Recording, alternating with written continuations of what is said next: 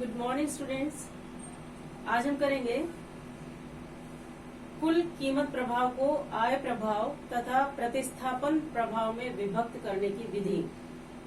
आपने ordinal approach में तटस्थ वक्र और कीमत रेखा के द्वारा एक उपभोक्ता की साम्य स्थिति के बारे में जाना है, जिसमें कीमत प्रभाव को भी आपने जाना है और प्रतिस्थापन प्रभाव को भी आपने जाना है।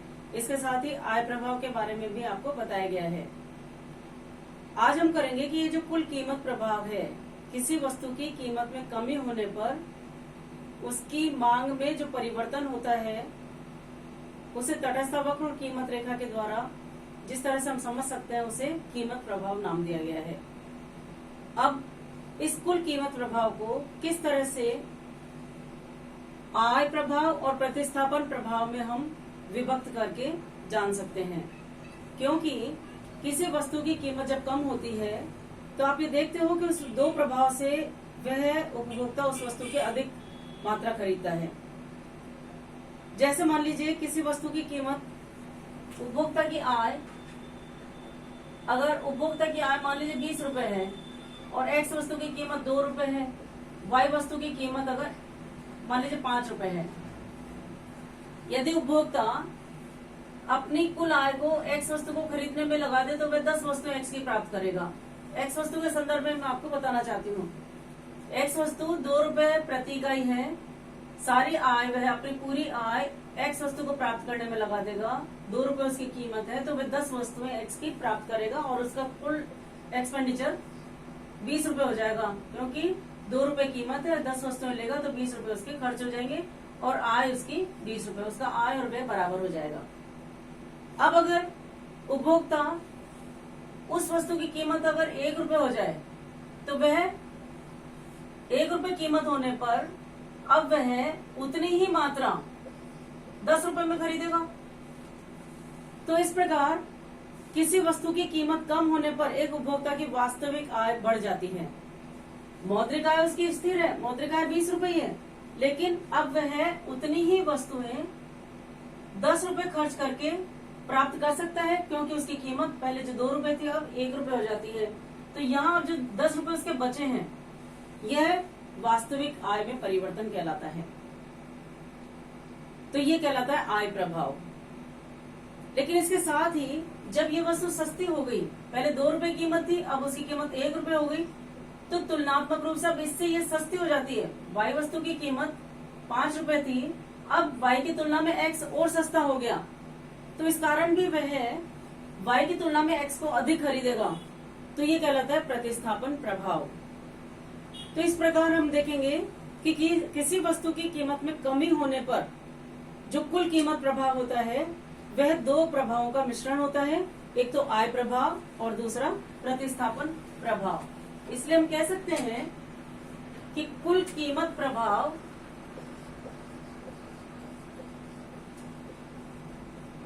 कुल टोटल प्राइस इफेक्ट, ये 2 प्रभावों का योग है, एक तो आय प्रभाव प्लस प्रतिस्थापन प्रभाव।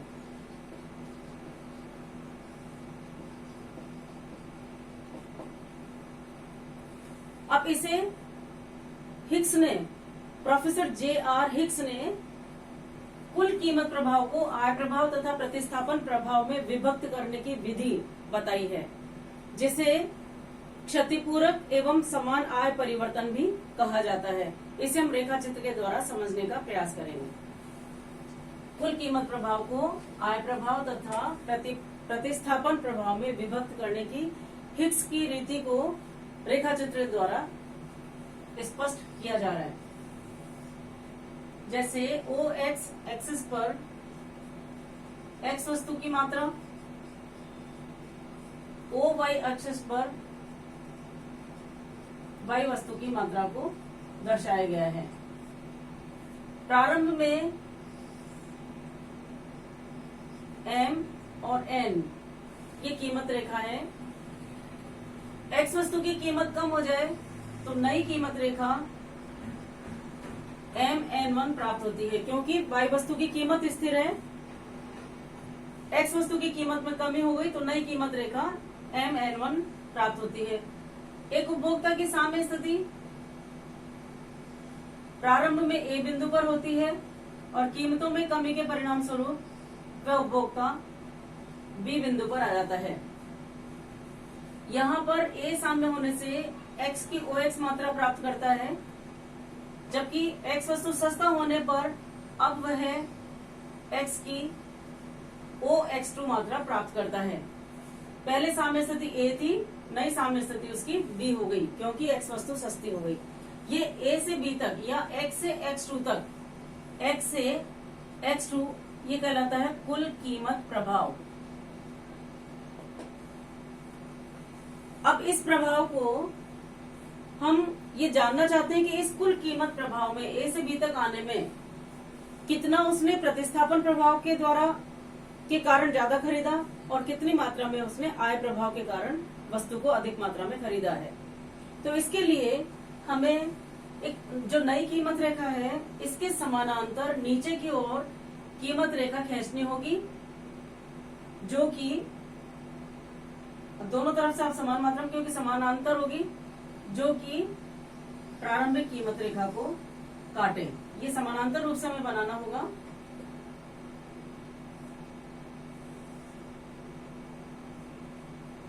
समानांतर कीमत रेखा आप जब इसको स्केल के माध्यम से खींचेंगे तो बिल्कुल समानांतर रूप से ये प्राप्त होगी। ये प्रारंभिक कीमत रेखा है और ये तटस्थ वक्र प्रारंभिक तटस्थ वक्र है।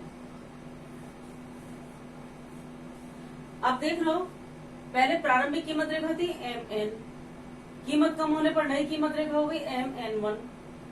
पहले उपभोक्ता की साम्य स्थिति थी A बिंदु पर, कीमत में कम होने पर साम्य स्थिति B बिंदु पर हो गई। अब आप इसमें देख रहे हो कि पहले वह X की OX मात्रा ले रहा था, अब कीमत कम होने पर X की OX2 मात्रा ले रहा है। अब इसमें हमें देखना है कि कितना प्रतिस्थापन प्रभाव के कारण ज्यादा खरीद रहा है और कितना आय प्रभाव के कारण ज्यादा खरीद रहा है। इसको जानने के लिए हमने नई कीमत रेखा ये M1 N2 नई कीमत रेखा जो आपने ये कीमत रेखा बनाई थी, इसके समानांतर नीचे की ओर एक कीमत रेखा जो कि प्रारंभिक कीमत रेखा को काटे, इस तरह से हमने समानांतर रूप से नीचे की ओर एक कीमत रेखा बनाई है, ये जानने के लिए कि कितना प्रतिस्थापन प्रभाव है और कितना आय प्रभाव है।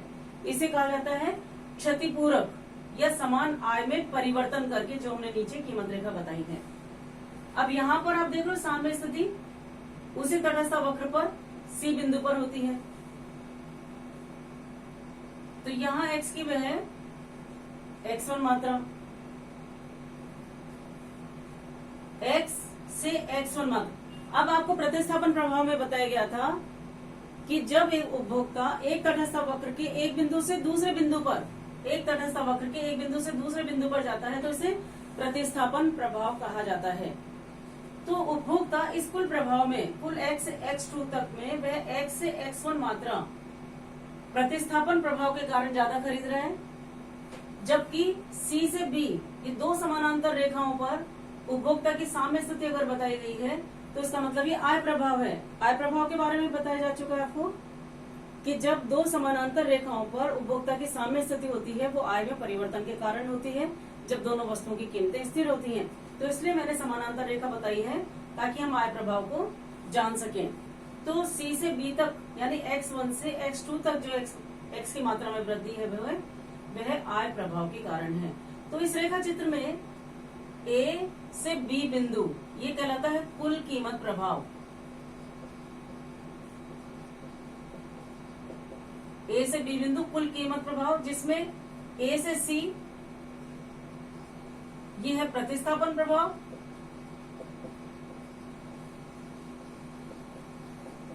A से C प्रतिस्थापन प्रभाव और C से B ये कहलाता है आय प्रभाव। तो इस रेखा चित्र में एक उपभोक्ता प्रारंभ में MN कीमत रेखा के A बिंदु पर साम्य स्थिति में था। X वस्तु की कीमत कम हुई तो नई कीमत रेखा MN1 बन गई, जिसके कारण वह IC2 के B बिंदु पर साम्य स्थिति में आ गया। परिणाम स्वरूप X से X2 जो x की मात्रा में वृद्धि है वह है कुल कीमत प्रभाव, यानी a से b तक या x से x2 कुल कीमत प्रभाव है, जो कि योग है किसका, x और x1 का प्लस x1 और x2 का। ये x से x1 है प्रतिस्थापन प्रभाव और x1 x2 है आय प्रभाव, और ये कहलाता है कुल कीमत प्रभाव। तो इस प्रकार रेखा चित्र के रूप में, ये इसमें टेक्निक है बनाने की। आप पहले दो रेखाएं बना दें, उसके बाद तटस्थ वक्र बनाए स्पर्श करता हुआ, ताकि एक उपभोक्ता उसी तटस्थ वक्र पर बना रहे ए से सी पर। तो ए से सी पर आता है तो प्रतिस्थापन प्रभाव के कारण वह इतनी मात्रा अधिक खरीदता है। और आय प्रभाव को जानने के लिए हमने नीचे समानांतर रेखा खींची, जिसके परिणाम स्वरूप x1 से x2 जो मात्रा अधिक मात्रा में खरीद रहा है वह आय प्रभाव के कारण उपभोक्ता इसे अधिक मात्रा में खरीद रहा है। तो जो कुल कीमत प्रभाव था ए से बी तक का, इससे हमने जानने का प्रयास किया कि इस कुल प्रभाव में कितना तो प्रतिस्थापन प्रभाव के कारण ज्यादा खरीद रहा है कंज्यूमर, और कितना आय प्रभाव के कारण ज्यादा खरीद रहा है। तो इस प्रकार हिक्स ने, अर्थशास्त्र का नाम है हिक्स ने इस कुल प्रभाव को दो भागों में विभक्त करके बताया है कि हम आय प्रभाव से कितना ज्यादा खरीद रहा है और प्रतिस्थापन प्रभाव से उपभोक्ता कितना अधिक खरीद रहा है। तो हिक्स ने अपने पुस्तक वैल्यू एंड कैपिटल में कुल कीमत प्रभाव को आय प्रभाव और प्रतिस्थापन प्रभाव में विभक्त करने की विधि इस तरह से उन्होंने बताई है, जिसे बताया गया है कि क्षतिपूरक एवं समान आय परिवर्तन, मतलब उपभोक्ता को उतनी आय क्षतिपूरक के रूप में दी जानी चाहिए जिससे कि वह उसी तटस्थ वक्र पर बना रह सके। तो ये विधि हिक्स के द्वारा बताई गई है। तो ये था कुल कीमत प्रभाव को आय प्रभाव एवं प्रतिस्थापन प्रभाव में विभक्त करने की विधि। अब आपको मैं इसी रेखा चित्र के माध्यम से ये बताना चाहती हूँ कि अगर कोई वस्तु श्रेष्ठ वस्तु है, सामान्य वस्तु है, हीन वस्तु है या गिफिन वस्तु है, ये वस्तु की प्रकृति है। श्रेष्ठ वस्तु वह वस्तु है जिसमें कीमत प्रभाव के कारण एक उपभोक्ता पहले से अधिक मात्रा खरीदता है। किसी वस्तु की कीमत में कमी होने पर उसकी वह अधिक मात्रा खरीदेगा, तो वह श्रेष्ठ वस्तु कहलाएगी। सामान्य वस्तु वह वस्तु है कि उपभोक्ता उस वस्तु की कीमत में कमी होने पर जब वह, आपको तटस्थ वक्र के द्वारा मैं बता सकती हूँ कि यहाँ बी बिंदु,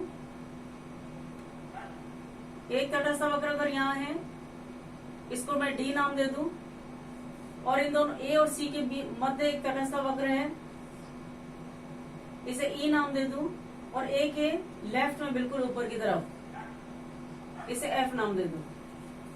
तो ऐसी स्थिति में प्रारंभिक कीमत रेखा mn होने पर ए पर एक उपभोक्ता साम्य स्थिति में था।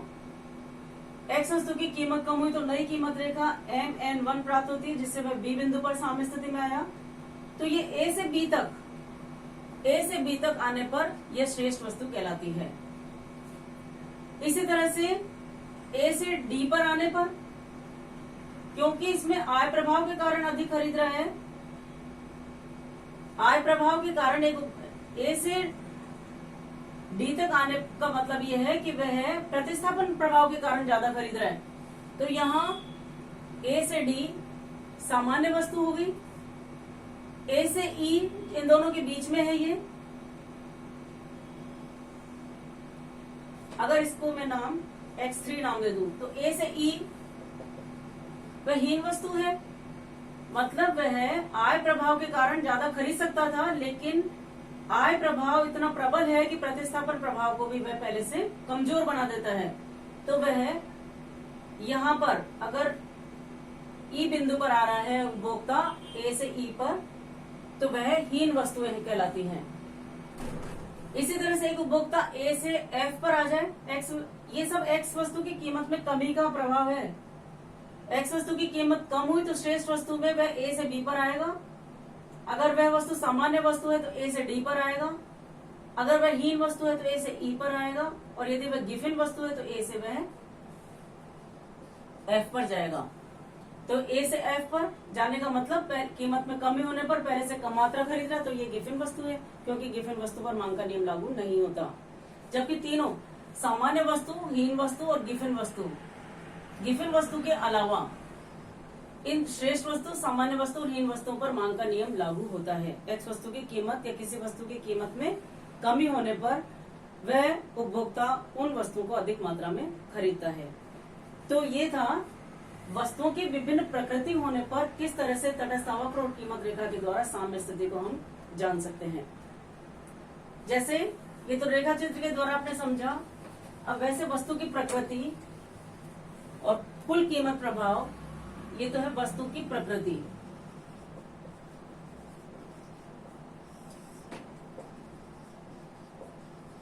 कुल कीमत प्रभाव,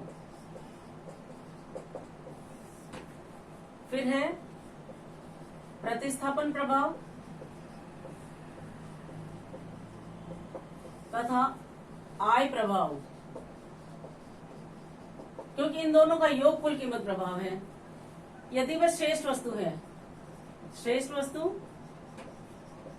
सामान्य वस्तु, हीन या निकृष्ट वस्तु तथा गिफिन वस्तु। अब किस तरह से कुल कीमत प्रभाव कार्य करेगा?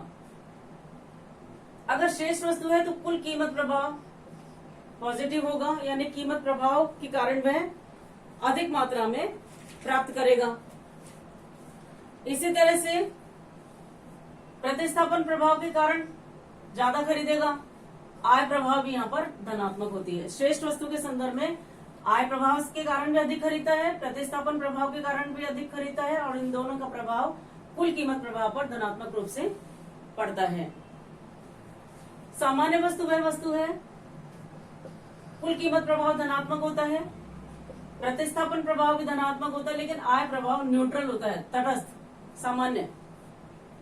उपभोक्ता की आय में वृद्धि होने पर सामान्य वस्तु वह वस्तु है कि आय प्रभाव के कारण वह उतनी ही मात्रा में खरीदता है।